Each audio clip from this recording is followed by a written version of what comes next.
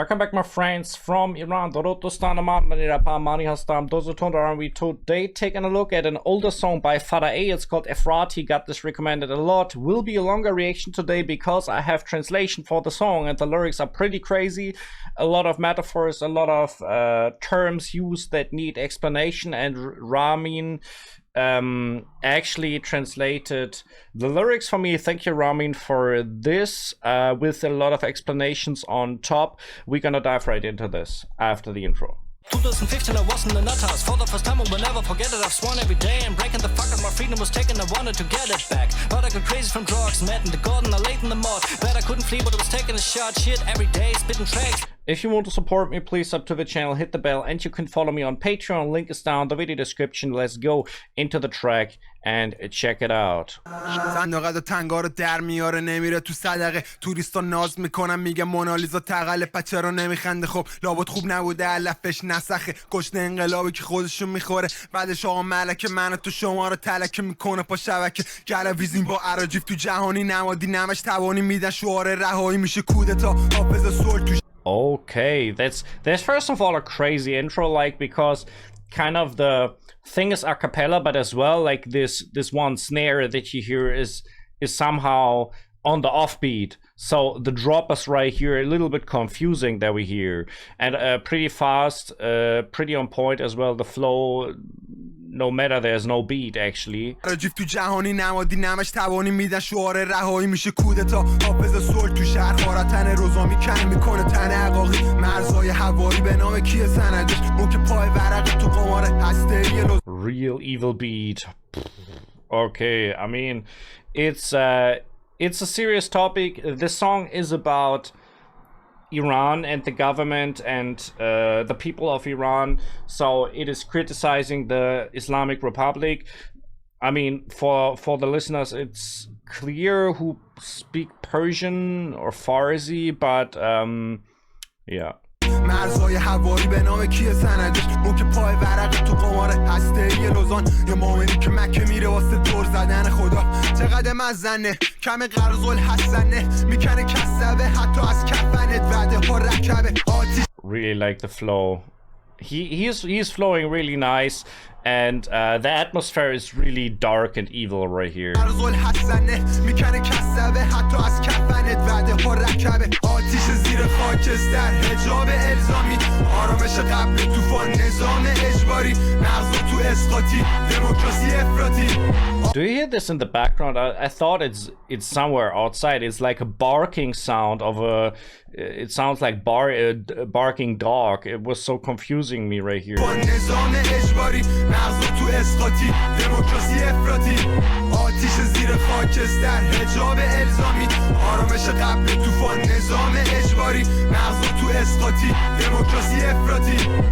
Efrati. That is the title of the song. That was as well the hook. We going into the lyrics, and this is gonna be crazy. I just tell you, there is so much going on. First of all, the song starts with the box. It doesn't go into charity, and it actually means that the charity money gathered in Iran goes into private pockets. Tourists are being fussy and say Mona Lisa is fake. Why isn't she smiling? Well, I guess her wheat wasn't very good. And the explanation I have for this is that he refers to a photo from an Afghan girl who became famous as the Afghan Mona Lisa, and he shows a different view from people in Western countries and what they think. How women in the Middle East are faking to be sad and unhappy. I have a picture right here. That should be her, right? You can see her. This should be the Afghan girl, basically the Afghan Mona Lisa. Then it goes like this: a revolution hungry who eats himself or the king and queen, and then shakes me and you down, betrays me and you. So he's talking about the ones who started the revolution in 1979. They destroyed Pahlavi, and they destroyed the future of the Iranians. We have then Men OT, which is a TV network, betrays and fools you on TV show. I think that's state media in Iran. We're fighting wrestling against nonsense bullshits in a world of appearances. So basically, I think the figures who are in public in Iran in the state TV, they're just there for symbolic reasons. All is a collusion, secret agreements. They cannot chant slogans of liberation, freedom. So basically, the entertainers in Iran, they are actually there just to make signs and not to it's basically not about the content anymore, right? A coup happens, the guardian of peace for the city pulls the thorn out of the rose flower and sticks it into the acacia. So he hopes for the revolution to succeed. The coup happens, and then this rose flower and the acacia refers to the officials in power and communist ideology that takes something from a group and people give it to another group of people. So kind of taking money from the ones and giving it to another. And this is like what is happening in Iran. So if you speak up against the government, they take your stuff and they just give it to someone else who supports the government, right?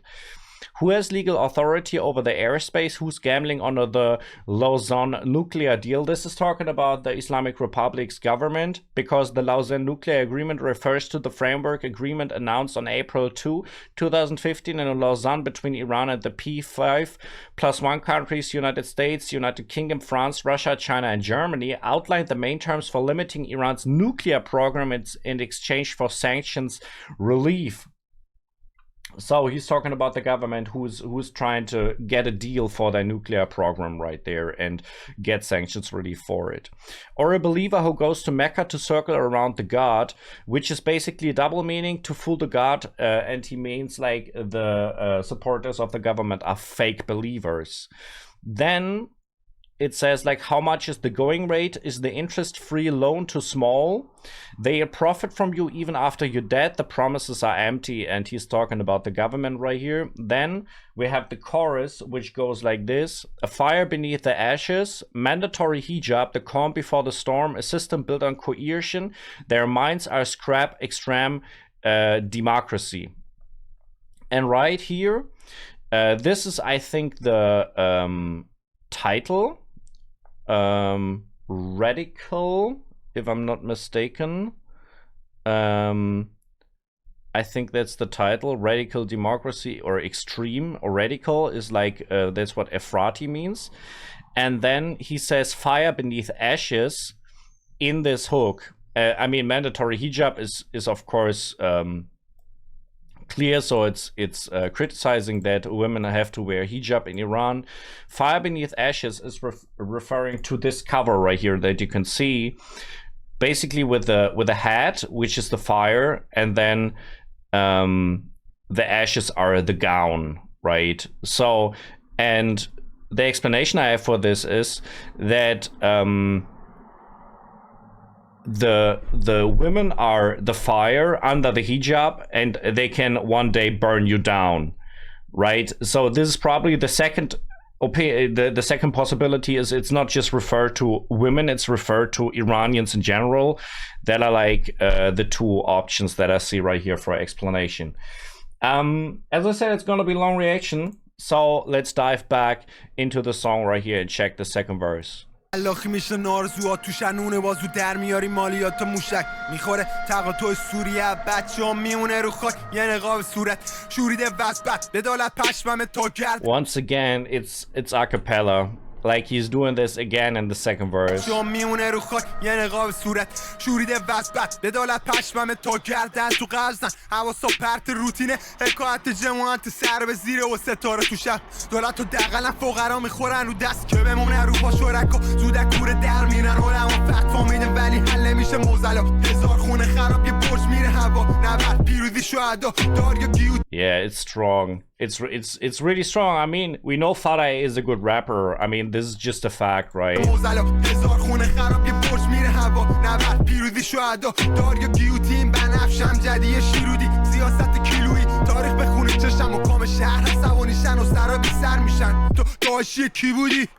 آتیش زیر خاکستر حجاب الزامی آرامش قبل طوفان نظام اجباری مغزا تو اسقاطی دموکراسی افراطی آتیش زیر خاکستر حجاب الزامی آرامش قبل طوفان نظام اجباری مغزا تو اسقاطی دموکراسی افراطی. Man, Fadaei is going wild on the song. I'm just saying. We have the second verse going, and there was as well the second chorus right here. The lyrics go like this: your dreams slaughtered in the city, you earn your bread with your own hands, but with the taxes and missile hits at the Syrian crossroads, from the children only remains a mask on the ground. So I think that refers to the thing that the Iranian government or the Islamic Republic is always spending on the military of their proxies outside to wage wars in the Middle East, right?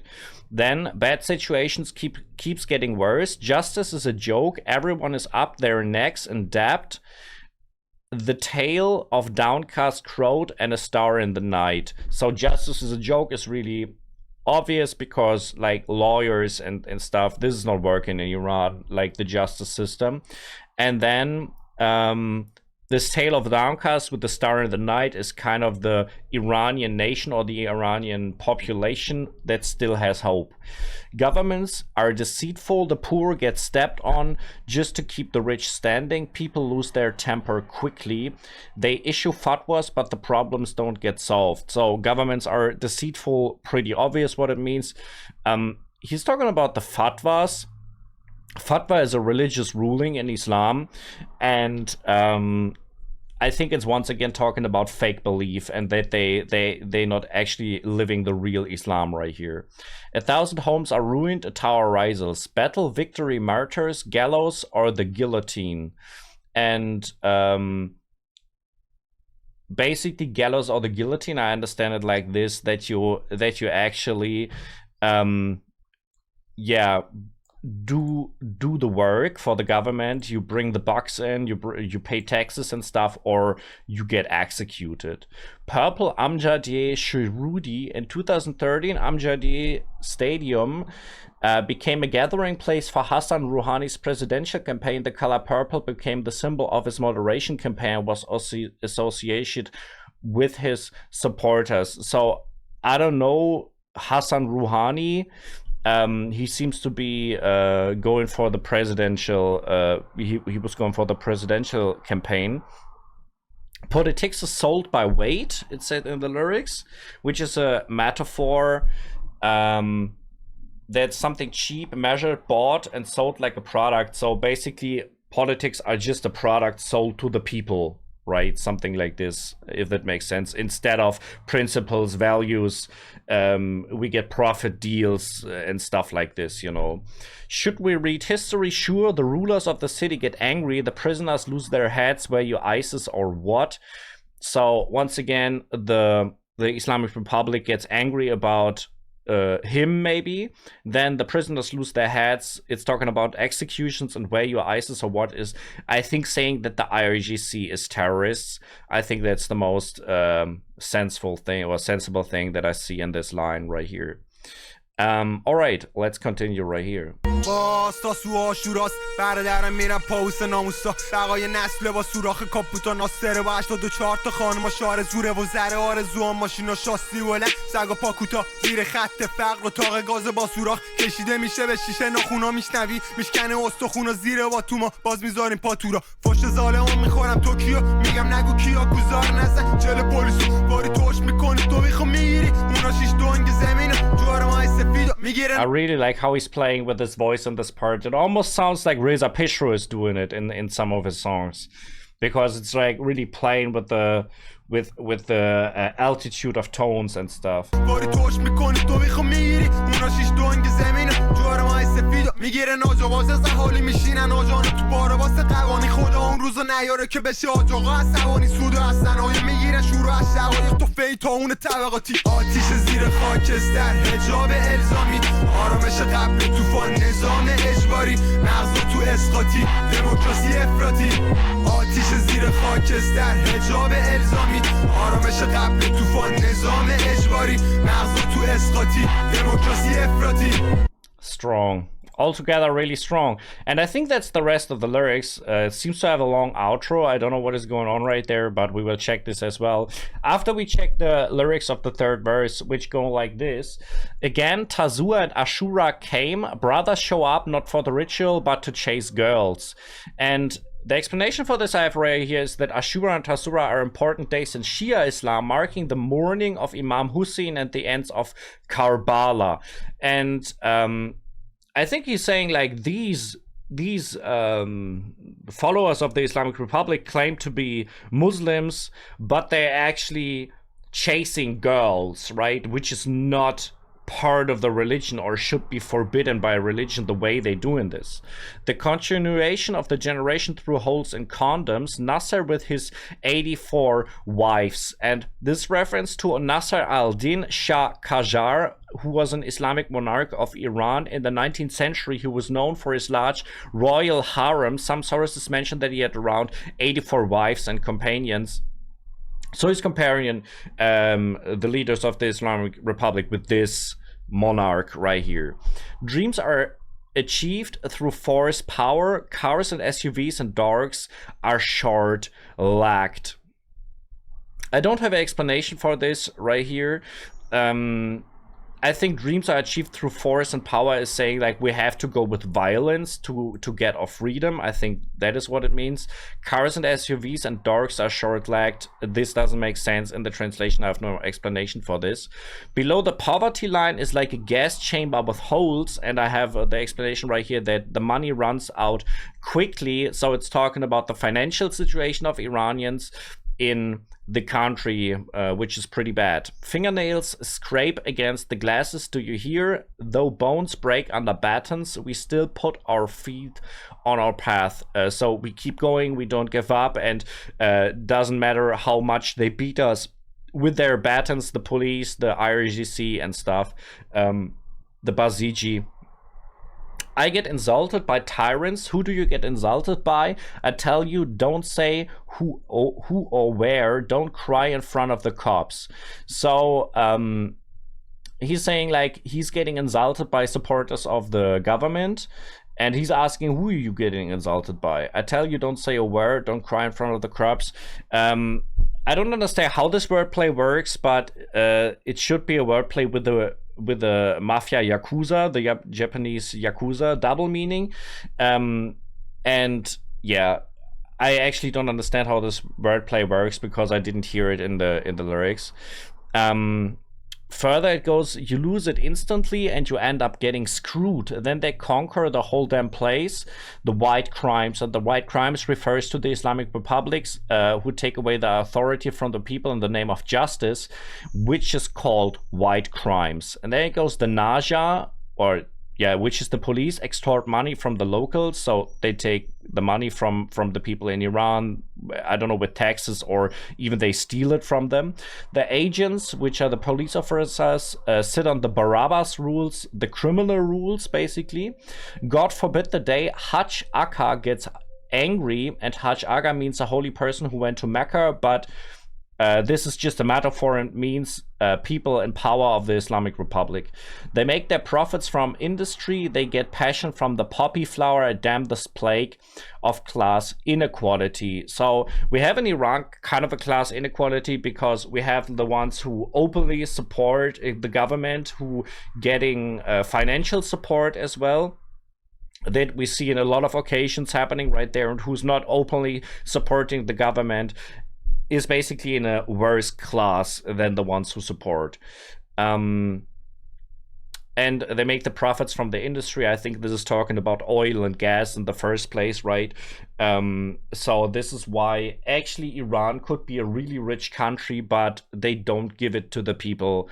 They spend it wherever, but not on the people. Then we can finish the song, I think. آتیش زیر خاکستر حجاب الزامی آرامش قبل طوفان نظام اجباری نغزا تو اسقاطی دموکراسی افراطی آتیش زیر خاکستر حجاب الزامی آرامش قبل طوفان نظام اجباری نغزا تو اسقاطی دموکراسی افراطی.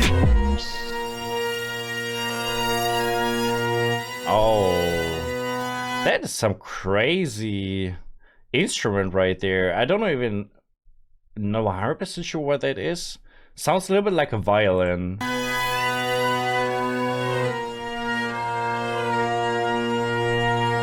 A cello.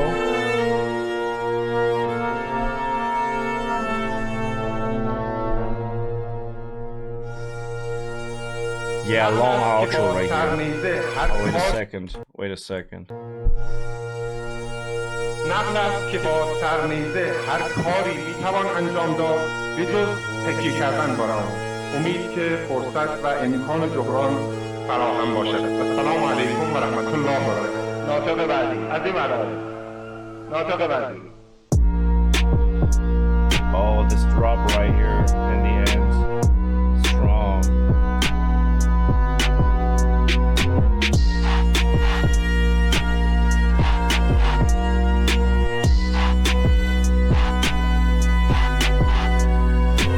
Efrati. Efrati, the title of the track. I think there was, I don't know if this is the translation for the talking part right here that we heard. It sounded like there's more right here, but I think this quote that we had right here in the outro is saying it is said that you can do anything with a bayonet except lean on it, and the bayonet is kind of this yeah, it's a weapon that you can shoot with, but it also has like a spike in front, so you can make like a close combat with it. So basically, I think it's a very cool metaphor because it says like, yeah, you can oppress the people with a bayonet, but you can't build prosperity from it, basically. I hope there will be an opportunity and a way to make things right. May peace, mercy, and the blessings of Allah be upon you. And I think this is really cool that he puts it in the end right here, because he's basically saying, I believe in God. So this is actually how I understand it. No matter like what happened to our country and the people abusing the religion for their own good, basically, and he says like, I have hope right here in the end. Yeah, that's actually the thing. All right. Once again, thank you very much for the explanations and for the translation by Ramin. This was really helpful. And you can support me on Patreon. Link is down in the video description. So thank you very much. I appreciate it a lot, people. I'm out.